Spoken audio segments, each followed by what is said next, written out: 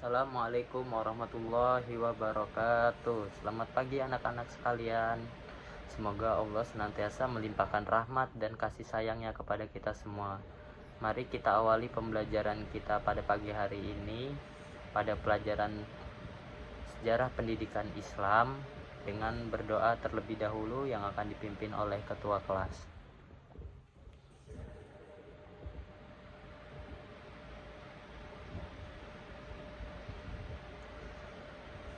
Semoga ilmu yang kalian dapat pada hari ini menjadi berkah dan bermanfaat untuk kalian semua. Baiklah, di sini materi yang akan Bapak jelaskan pada pagi hari ini yaitu tentang sebuah dinasti yang sangat penting dalam sejarah Islam. Kita akan menjelajahi latar belakang, kejayaan, tantangan, dan warisan yang ditinggalkan oleh dinasti ini.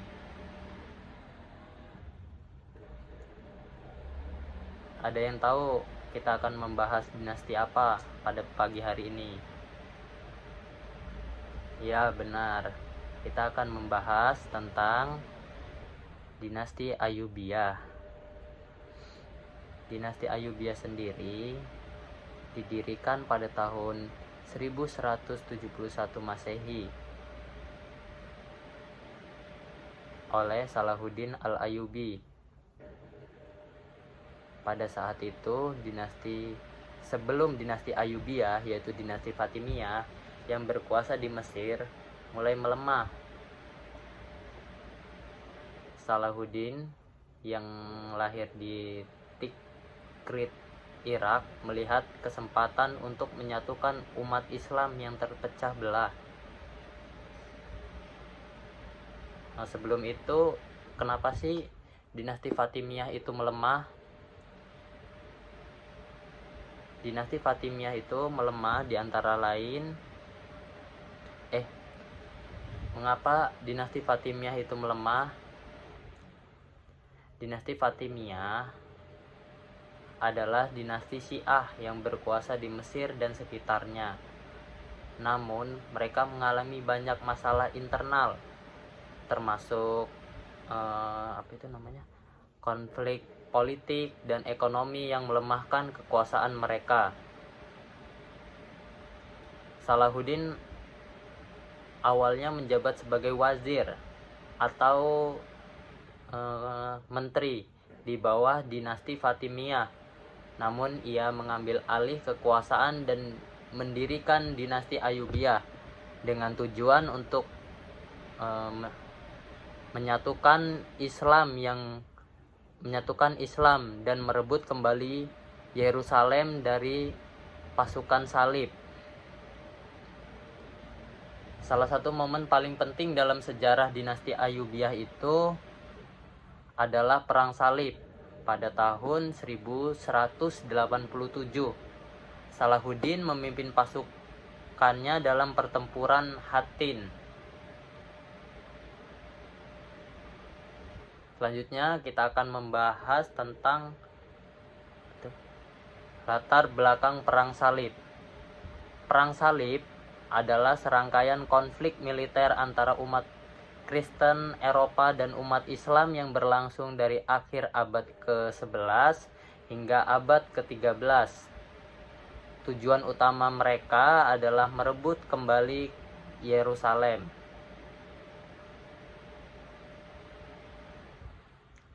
Dalam pertempuran Hattin, Salahuddin menggunakan strategi yang cerdas. Ia memanfaatkan medan dan taktik untuk mengalahkan pasukan salib yang lebih besar. Kemenangan di Hattin memungkinkan Salahuddin untuk merebut kembali Yerusalem. Sikap terhormat Salahuddin dikenal karena sikap terhormatnya terhadap tawanan perang. Ia memperlakukan mereka dengan baik. Salah satunya memperlakukan Raja Richard de Lionheart yang menunjukkan bahwa ia adalah pemimpin yang berprinsip. Selanjutnya kita akan membahas tentang kejayaan dinasti Ayyubiyah.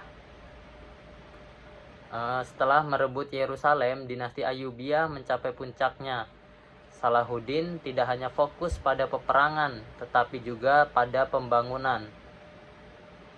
Di antaranya di bidang pendidikan dan juga kesehatan. Salahuddin mendirikan madrasah dan rumah sakit dan menjadikan Kairo sebagai pusat pendidikan dan kesehatan. Universitas Al-Azhar yang kita kenal sekarang juga didirikan pada masa ini. Selanjutnya untuk infrastruktur, Salahuddin Al-Ayyubi juga membangun infrastruktur yang mendukung perdagangan dan mobilitas masyarakat seperti jalan dan juga jembatan. Ia membantu meningkatkan ekonomi dan kesejahteraan rakyat. Dalam kehidupan sosial, masyarakat Ayyubiyah juga hidup dalam keadaan yang harmoni. Pasar-pasar di Kairo ramai dengan pedagang dari berbagai latar belakang. Festival budaya juga sering diadakan di Kairo dan juga merayakan keberagaman. Namun kejayaan Ayyubiyah tidak berlangsung selamanya. Setelah kematian Salahuddin pada tahun 1193 Masehi, dinasti ini mengalami kemunduran. Faktor-faktor kemunduran dinasti Ayyubiyah terlihat setelah Salahuddin meninggal. Dinasti ini menghadapi tantangan dari dalam dan luar. Para Mamluk yang awalnya merupakan tentara mulai mengambil alih kekuasaan. Dan warisan yang tertinggal dari dinasti Ayyubiyah oleh Salahuddin dan dinasti Ayyubiyah tetap hidup. Arsitektur, ilmu pengetahuan, dan nilai-nilai toleransi yang ditanamkan selama masa ini terus menginspirasi generasi-generasi berikutnya. Selanjutnya, warisan apa aja yang ditinggalkan oleh dinasti Ayyubiyah? Warisan yang ditinggalkan oleh dinasti Ayyubiyah yaitu ada arsitektur megah yang dibangun selama masa ini, seperti masjid dan madrasah yang masih bisa kita lihat di berbagai tempat di Timur Tengah. Selanjutnya ada arsitektur dan seni. Banyak bangunan bersejarah yang dibangun pada masa dinasti Ayyubiyah, termasuk masjid dan benteng yang menunjukkan keindahan arsitektur Islam. Karya seni dan juga sastra juga berkembang pesat, menciptakan warisan budaya yang kaya. Pemikiran dan juga toleransi. Pemikiran Salahuddin Al-Ayyubi sebagai pemimpin yang adil dan bijaksana terus menginspirasi banyak orang. Sikap toleransi Salahuddin Al-Ayyubi yang ditunjukkan selama masa pemerintahannya menjadi contoh bagi para pemimpin-pemimpin masa kini.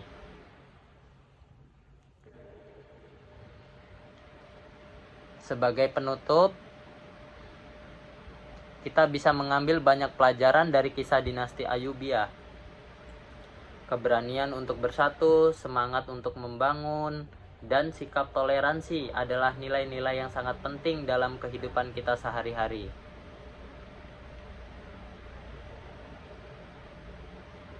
Sebelum kita mengakhiri pertemuan kita pada pagi hari ini, mari kita buat sesi tanya jawab. Apakah ada yang ingin kalian tanyakan tentang dinasti Ayyubiyah atau Salahuddin Al-Ayyubi?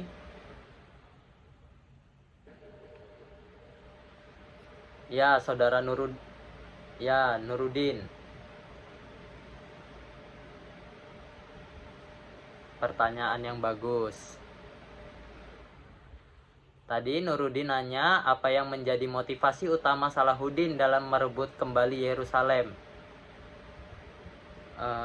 Motivasi utama Salahuddin itu adalah untuk menyatukan umat Islam dan mengembalikan kota suci Yerusalem ke tangan umat Islam. Salahuddin percaya bahwa Yerusalem adalah simbol penting bagi umat Islam dan harus dilindungi. Apakah ada yang ingin ditanyakan lagi anak-anak? Anak-anak? Ya, saudara ini Yusuf.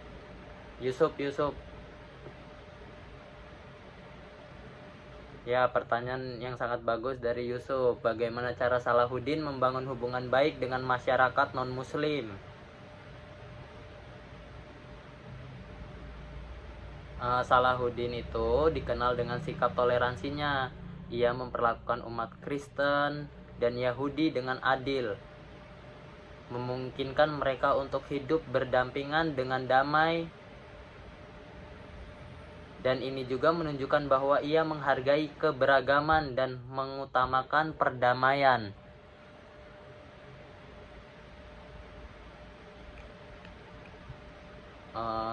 Bapak rasa kalian sudah pada paham ya. Bapak ucapkan terima kasih atas perhatian kalian hari ini. Jangan lupa untuk membaca lebih lanjut tentang sejarah Islam dan tokoh-tokoh penting lainnya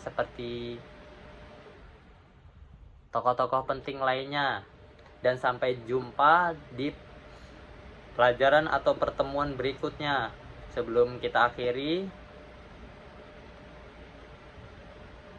Bapak ingin memberikan kalian tugas rumah atau PR. Bapak ingin kalian menulis esai pendek tentang salah satu aspek dari dinasti Ayyubiyah yang paling menarik bagi kalian. Apakah itu tentang kepemimpinan Salahuddin, pembangunan infrastruktur, atau kehidupan sosial masyarakat pada masa itu. Pastikan juga kalian menyertakan pendapat pribadi kalian dan bagaimana pelajaran dari sejarah ini bisa diterapkan dalam kehidupan kalian sehari-hari.